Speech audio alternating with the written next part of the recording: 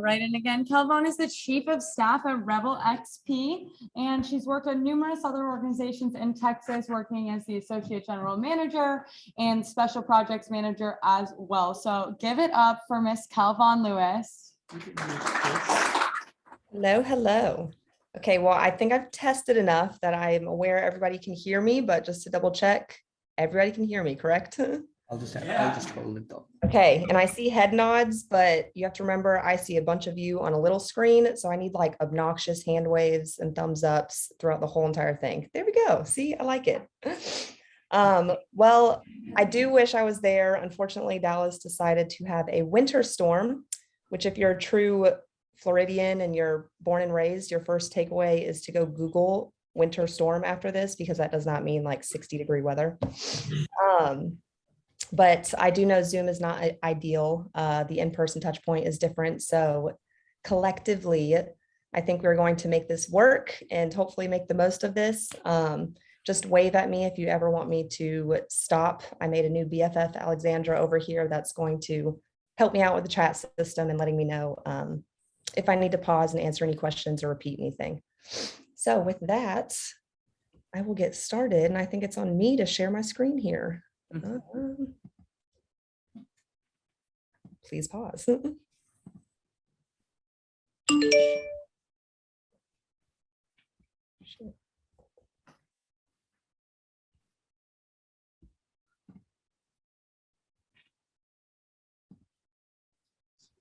you see my screen? Yep.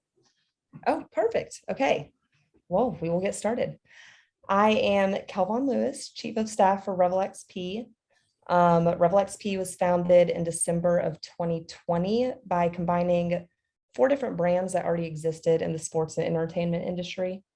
All of those brands do actually exist here in Tallahassee, so job opportunities, just throwing that out there. But we'll discuss that later. We did form, like I mentioned, in December of 2020, which, as you know, is the middle of a pandemic. And yes, it has been fun. But basically, prior to the pandemic, we were seeing a systematic decline in fan affinity. And what that means is we were competing with people's TVs. Unfortunately, it's my generation.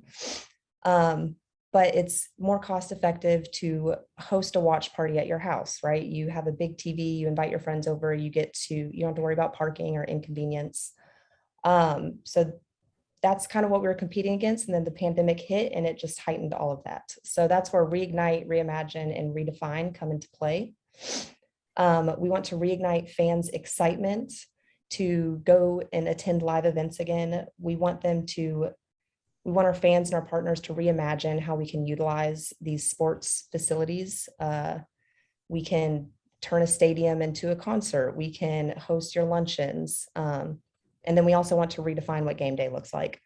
It's not just you're buying a ticket and you're sitting and watching the game. It's a whole experience now. We want to have a pre-event experience. We want to have the touch points throughout the game, the high customer service, and then maybe a post-game party. All of that to say that essentially REVELxp is providing convenient and desirable experiences for fans to build these lasting memories that they can revel in for a lifetime. See what I did there? That explains our title.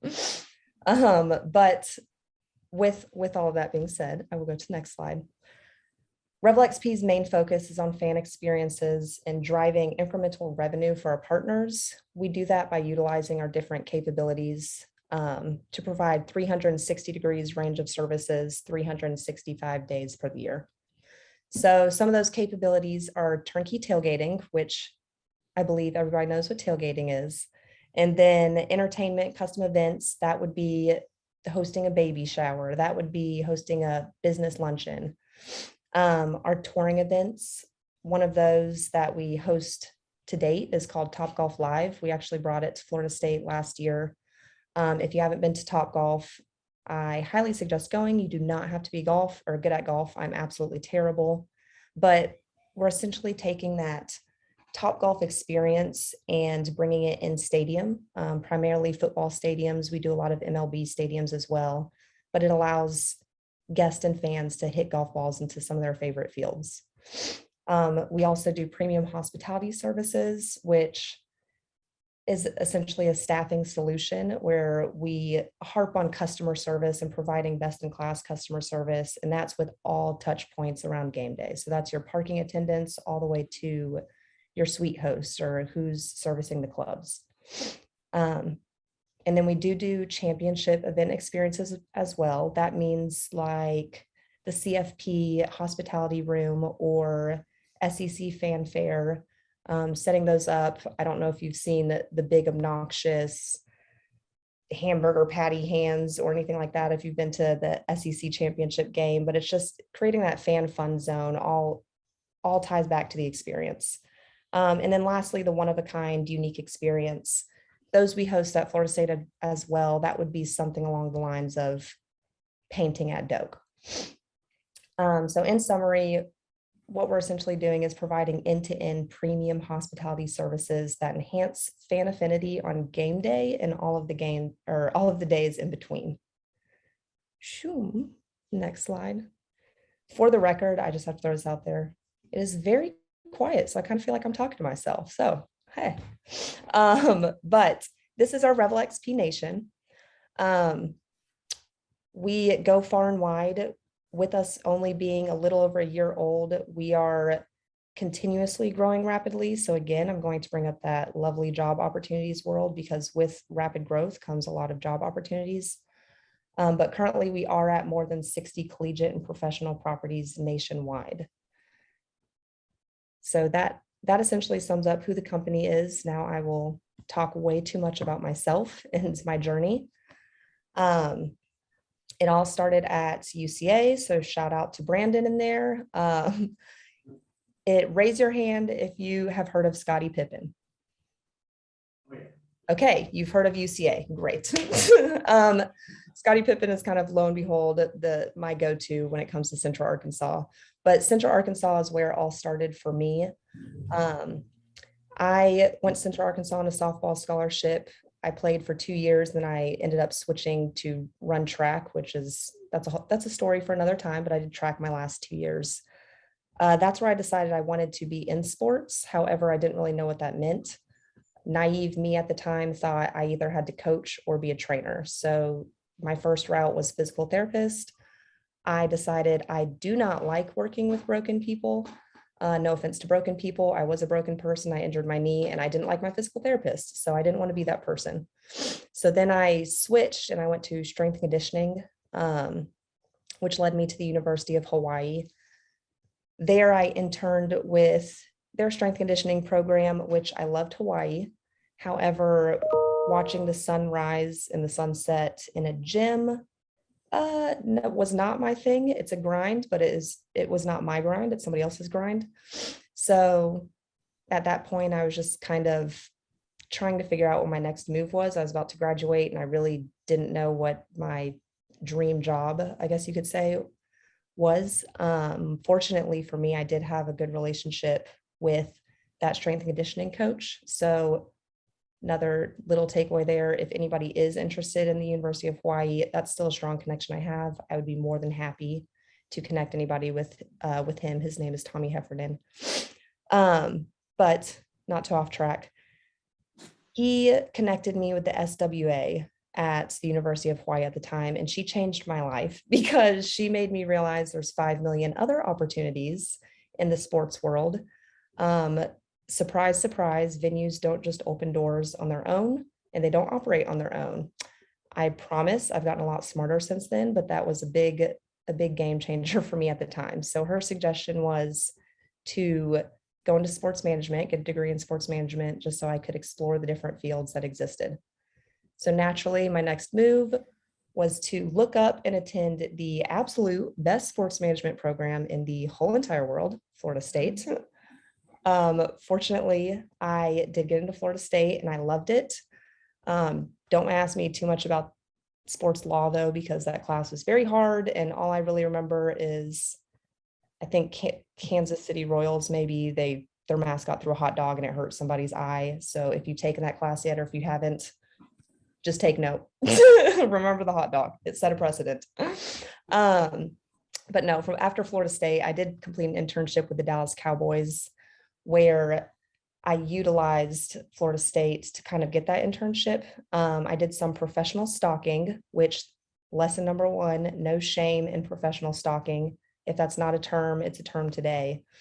I found somebody that worked at the Cowboys that graduated from Florida State. So as mentioned, I stalked him. I found him on LinkedIn. I messaged him. I met with him, and I found my way into that internship program. That was a second life milestone for me. I knew I wanted to be in sports at Central Arkansas. However, when I stepped foot into Jerry's world and started working those events, that's when I knew that that was my actual path. Like, this is what I was destined to do. I was right where I needed to be. So from there, I got a real job, I guess you can say. It's called Fair Park in Dallas. It's made up of a bunch of venues that host kind of your smaller events. It's also home of the State Fair and home of the very historical Cotton Bowl Stadium.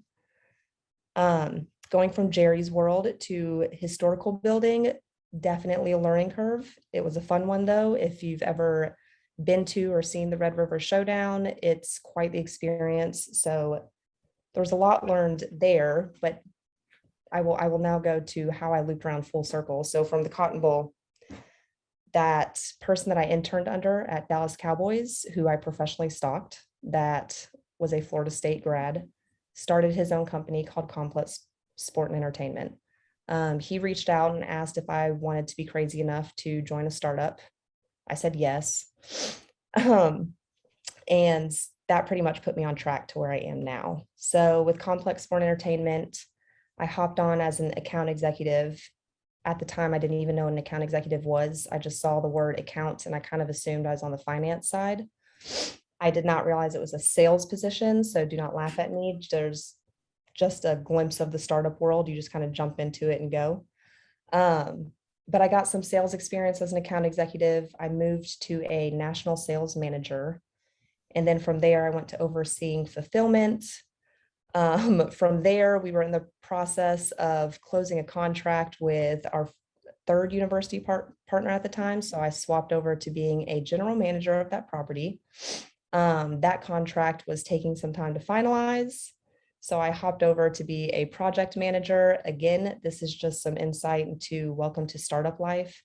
Because to put that into perspective, I did all of that within a year. So COVID hit shortly after. It kind of put Complex Sport and Entertainment at a pause. At that time, we were acquired by a company called Teal, where I met our current CEO, who I will sing praise to. His name is reignites, and we formulated what is now REVELxp. So my role, as this describes probably nothing for you, my role as chief of staff.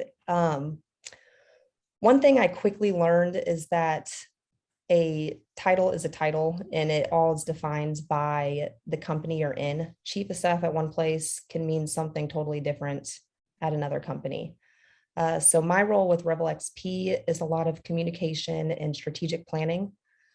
We have a significant number of capabilities, which I kind of laid out for you before, with a lot of strong leaders that lead those different business lines. So what I strive to do, it looks different on a daily basis. To kind of map out what my day-to-day looks like would be a lot of phone calls and a lot of reactiveness. What I'm striving to do is make sure all the leaders are on the same track going towards the same finish line, which explains my nice, lovely picture that I drew myself on the screen. With so many strong business lines, it's really easy for people to get siloed and start working very hard in the wrong direction. So it's a lot of filling gaps, a lot of communication, a lot of strategic planning, and a lot of project management. I work on a daily basis with these leaders. I work side to side with the exec team. We have weekly meetings just to make sure that what they're working on ties to what everybody else is working on and focusing in as well. So with now kind of go through this page, then I'll actually stop sharing my screen because I'm sure you would rather see a face than a screen. So I would like to get through this rather quickly.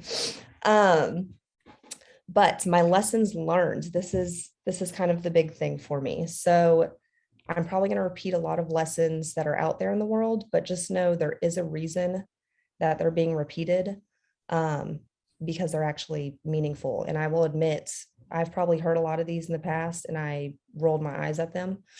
And here I am about to repeat probably all of them to you. So my big one is know your why, as silly as that sounds, because you've heard it before. If you look in the corner, you will see these two, hopefully you think they're cute, I biasly think they're cute, children. And then if you look in the opposite corner, you will see my husband there as a football player. So those are a big why. And when I say know your why, I don't mean it can be selfish, honestly, but it has to be something, because we're in an industry where you're going to find yourself working on weekends. You're going to find yourself working on holidays that people typically have off.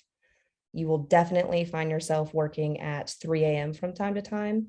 So you have to have a strong enough why that when you're looking at the clock and it's 3 a.m., you're not unhappy. You still have motivation to get through this. You still have motivation to turn around and wake up at 6 a.m. the next day.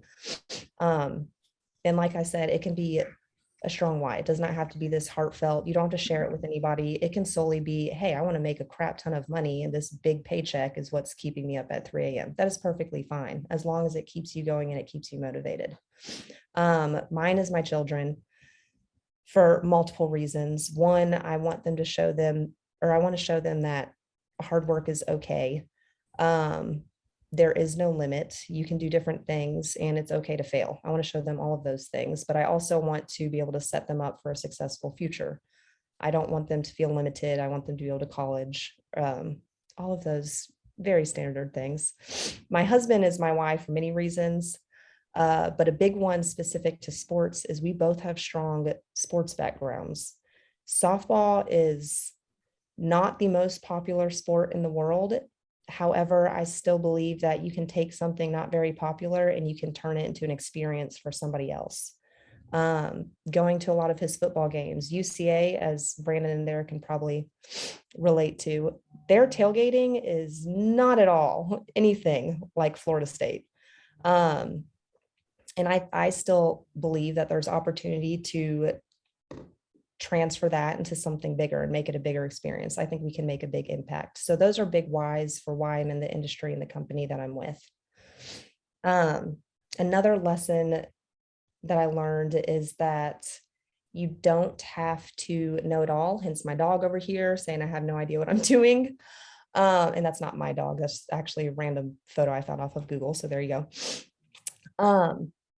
A big thing that I always thought when I was applying to a job was that I had to have a specific skill set. I had to have a certain amount of knowledge. I always looked at people in these manager, supervisor type roles as if they just always knew what to do. They always had an answer. I quickly learned that a lot of people actually have no idea what they're doing. A lot of the reason that people are in manager or supervisor roles is because they find answers, not because they have answers. So that was a big thing to me, because I honestly felt like I didn't even need to apply for a job if I was not going to have all these answers. There was still a lot of unknown. Do not do that. As long as you are coachable and as long as you are a forward thinker, then you can essentially have any role that you desire. So just don't let that be a limiting factor. You don't have to know everything. You don't even have to know probably 50% of it, because at the end of the day, a operations coordinator at one role or at one company versus an operations coordinator at another company are going to be two different skill sets, because they're very unique to that company. So you're going to have to relearn skill sets dependent on where you go anyways.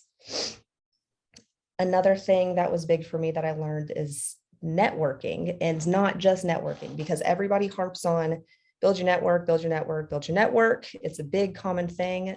I look at it differently now, because before, and I guess you'll have to nod and shake your heads if you can relate to this, I would go to a conference with a stack of business cards, and don't laugh. I know there's really cool, like not business cards anymore. So if business cards are outdated, I apologize. But I used to attend these conferences and I would pass out business cards left and right. I would meet some very high up executive people for what I thought were the coolest brands and companies in the world. I would leave that conference. I would leave it feeling great and on a high. And then turn around and fast forward a year later, and I'm probably still not talking to any of those people. That was not networking. That was shaking hands and that was saying hi to a whole bunch of people. That wasn't making an impression and continuing or building a relationship. So I think just a big point there is whenever you are meeting these people, if you meet somebody, don't just let it fade away. And this is not me saying every single week or every single day, reach out and send them a text. By no means, you do not need to do that.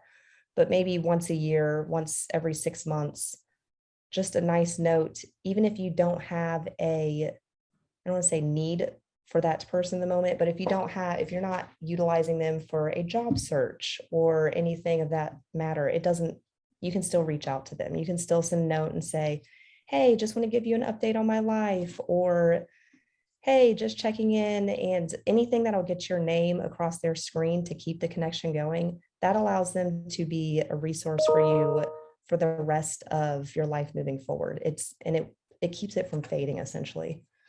A second thing I learned with building a network is that you don't have to look at it so specific to, oh, I want to get in this company or I want to get in this industry. I just need to know people. You start to specialize your network. So for example, I am a mom, I am a female in the industry, I'm a minority.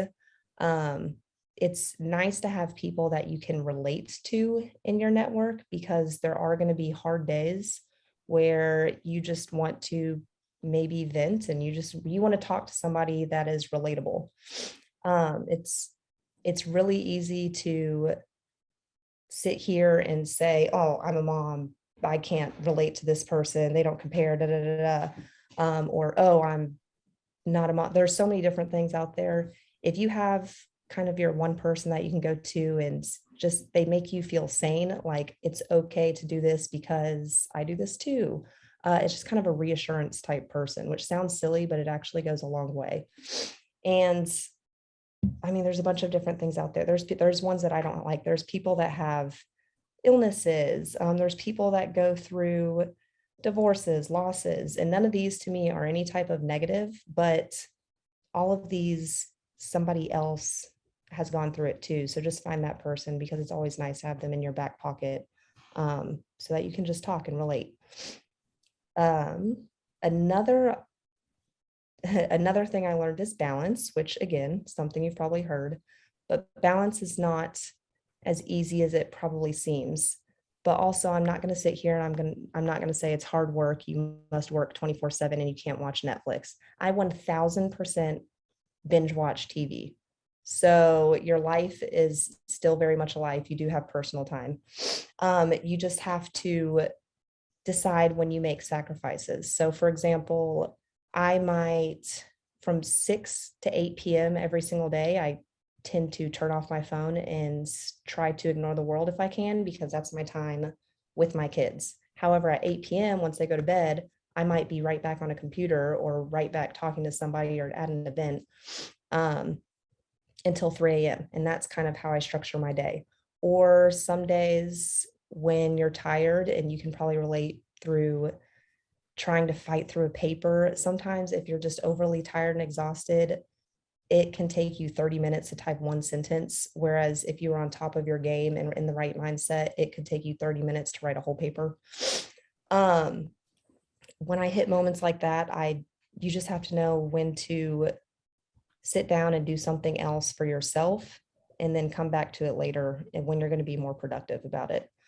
So kind of structuring out your own day and just making sure that you're caring for yourself and your mindset, because you're going to be at the top of your game if you're in the best mindset for yourself. And then lastly, my nice boring table picture over here is to make people want to make a seat for you at the table. So I used the table more so for a metaphor, I guess. If you go to a big dinner or a birthday dinner, you try to run to your seat and sit next to the people that you want to sit to, because there's always maybe that one person that you're like, oh, I don't want to get stuck next to this person. However, if the table's full and somebody walks in and you really want to sit next to that person, it is very easy to scoot a chair over and squeeze them in if you really want them there. So my point is, every position is essentially replaceable.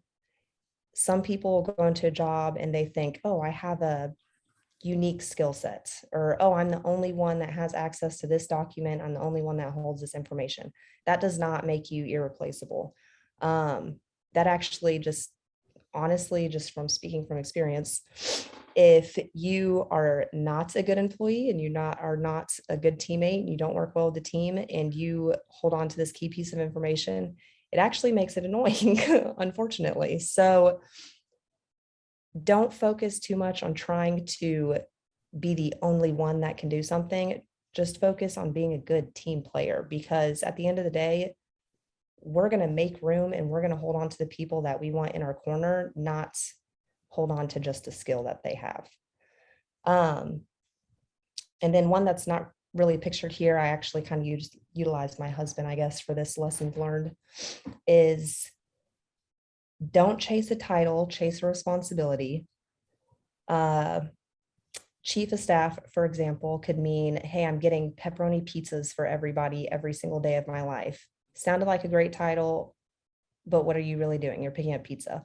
Whereas a production coordinator could have exact responsibilities of something that you actually enjoy doing. So don't focus too much on a title. Look at more of the responsibilities of the job, because that's what you're going to learn. Whenever you take on that role, that's what you're going to learn. That's what you're going to get better in. That's what's going to get you to your next step. So make sure it's something in your path. And then also, don't chase a brand, chase a team. I know sometimes there's some nice looking, well-known brands out there, Dallas Cowboys, for example. And this is not an example in a negative way. I'm just speaking more from the brand sense. But sometimes you look at those brands and you say, ooh, I really want to hop on that company. I really want a position in that company. I don't care what the position is. I want to be in that company no matter what. And then you hop in that company and you realize these people are the meanest people I've ever met in my life. I'm unhappy every single day. And then you go home unhappy, you wake up unhappy. And when in reality, whenever you're going through interviews, you need to be interviewing them as well. They're not just interviewing you. You need to make sure that you see yourself actually enjoying spending time with these people, because you're working weekends with them, you're working holidays with them. These aren't just your work people. You're going to spend just as much time with them as you, potentially more, as you spend with your own family and friends. So you want to look at them as if you are now adopting them into your friends and family circle. And then this page, before I reshare my really big face, screenshot this page. This is these key people here: Morgan Robinson, Jessica Rooney, Ebony Slade. All of them are actually in Tallahassee. All of them are actually actively hiring. So we have a huge team. I really just kind of pinpointed these three people, and then myself as well at the bottom. Morgan Robinson she offices at Florida State, and she oversees premium hospitality. And we have part-time jobs, we have full-time jobs that we are actively searching for. Ebony Slade oversees the event staffing side at FAMU.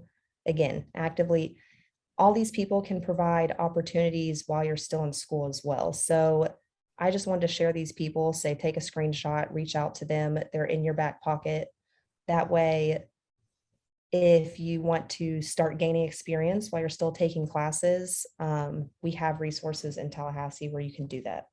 So with all of that, I hope I didn't talk your ear off, and I really hope I did not put anybody to sleep. Let me stop sharing so you can see my face. Hey, can everybody see me again? thumbs ups? Are you nodding your head? Please don't nod your head at me. There we go. Alex. Sorry.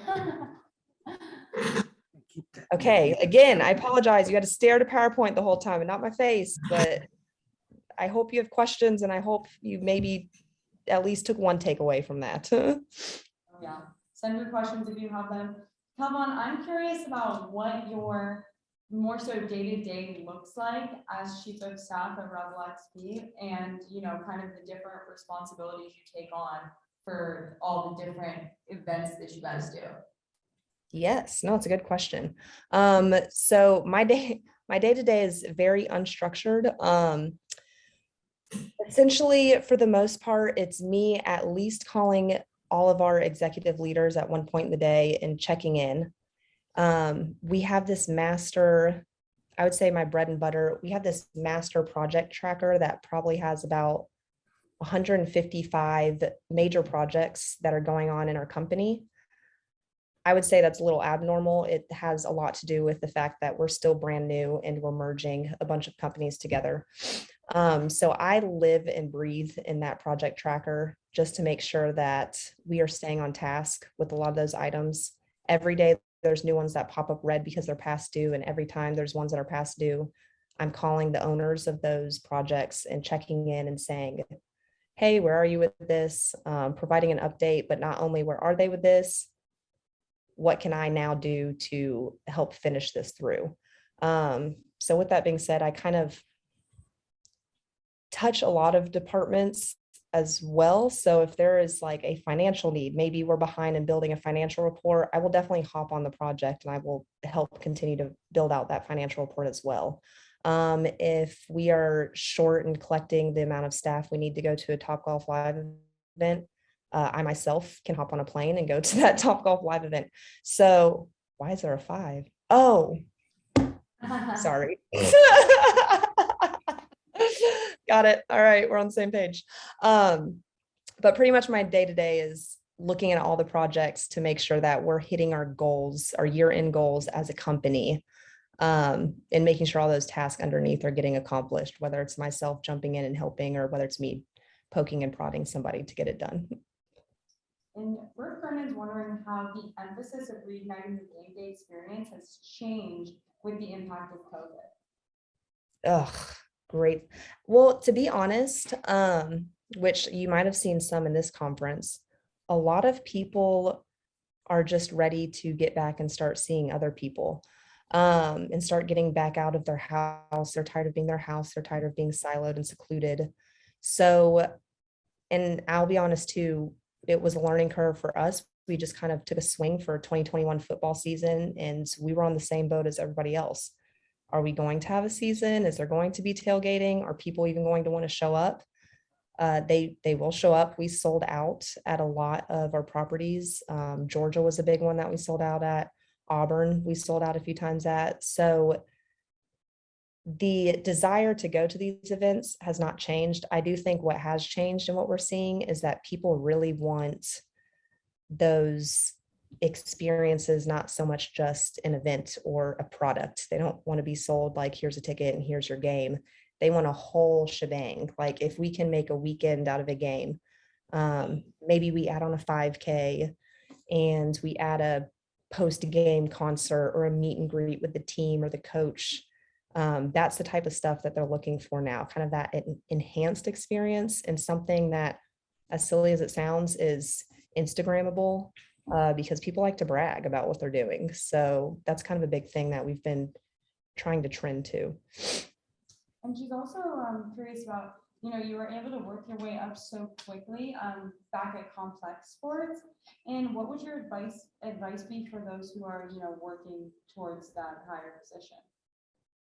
Join a startup. No, that's not my only advice, but in all honesty, that's a big part of why I was able to jump so quickly. Whenever you go to take a look at the companies that you're going into and look at how fast other people have grown. For example, the Cowboys. I was like, I want to work for the Dallas Cowboys through and through.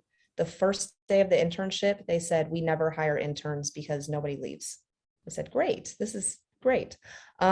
So if you're looking for true rapid growth, that's kind of where it goes into chase the duties, don't chase a title, and chase a team, don't chase a brand.